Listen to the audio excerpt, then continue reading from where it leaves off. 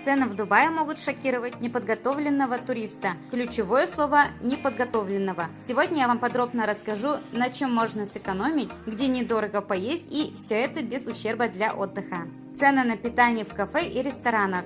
Кафе и рестораны в их привычном смысле – прерогатива состоятельных людей. Стоимость ужина в них может быть просто заоблачной, особенно если речь идет о Дубае. Если вы хотите сэкономить, то наилучшим способом будет либо приобретение тура в формате «все включено», либо самостоятельные походы в супермаркет. Цены весьма впечатляют. Супы от 40 дирхам, суши японский ресторан 30-45 дирхам, кебаб 35-55 в зависимости от размера порции, десерты 35 дирхам, кофе 15.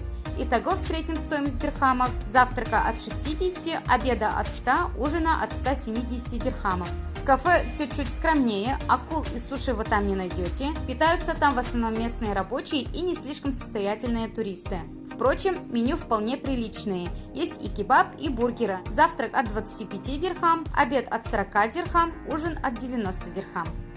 Цены в магазинах и торговых центрах. Цены в Дубае выше, чем в Москве. Продукты в супермаркетах стоят дороже на 60% примерно, а еда в кафе и ресторанах примерно на 27-30%.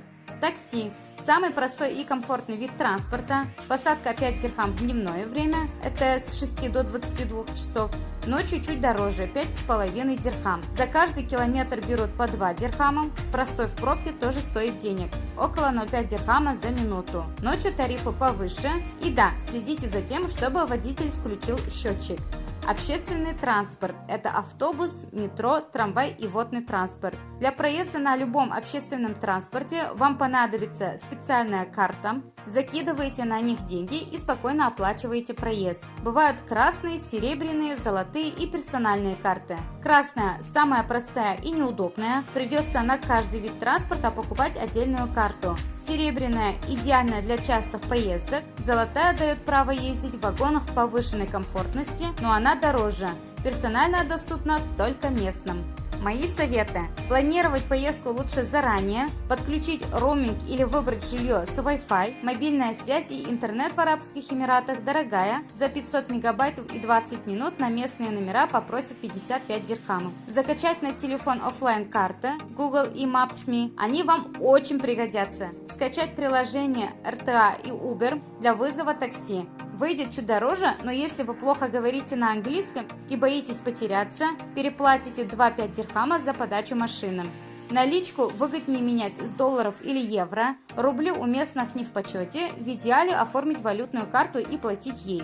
Снятие наличных в Арабских Эмиратах возможно только с паспортом, комиссии нет, но курс везде разный. В городе дешевле, чем в аэропорту. Сколько денег брать с собой в Дубай? Как уже говорила, цены в Дубае для туристов могут стать сюрпризом, поэтому захватите с запасом. Отель возьмет депозит, такси в пробку встрянет, случится непредвиденный шопинг. Мало ли что.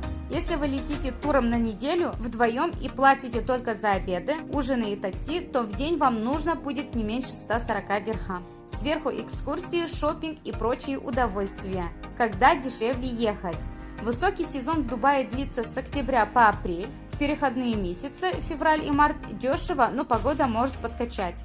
Об этом я вам уже рассказывала, показывала, ссылку оставлю в описании. Летом жара по плюс 45 градусов, выгоднее всего в ноябре, начале декабря и в конце января, когда появляются горящие путевки.